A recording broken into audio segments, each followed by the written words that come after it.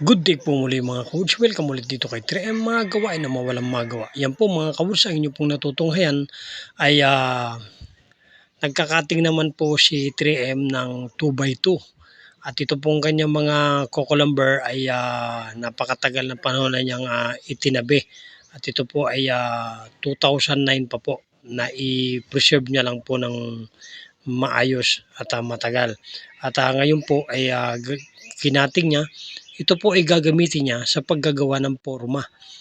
At kung nakita niyo po doon sa unang video ay gumawa na siya ng stirrup. Ito naman po ay gagawin niyang pangporma. At pag natapos po itong gamitin ay kung wala na talagang gamit ay pwede na rin po itong panggatong ang susunod. Ayan po mga ka-woods, ano? So yung mga ginagamit po ni 3M ay recycle na lang po.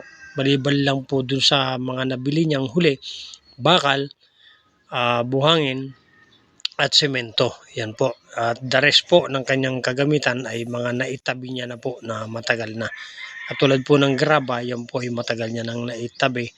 At yan naman po ay hindi nabubulok. Kaya nakamenos po siya ng gastusin sa gagawin niya pong poste ng kanyang mini shop or canopy kung tawagin po niya. 6 na poste po ito at yan po ay utay-utay niya. Kahit na po isang poste isang linggo, okay lang po. Importante po ay maayos pong gawa at pulido.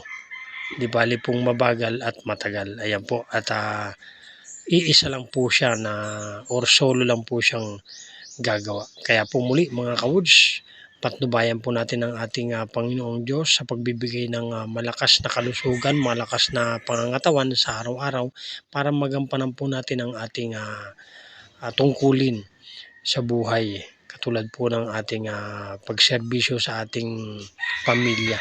Yan po. At dito po sa ginagawa ni 3M ay libangan na lang po niya ito. Hindi na po ito hanap buhay. Ayan po. Habang malakas pa po. Kaya po ang puhunan natin sa araw-araw ay sipag at tiyaga.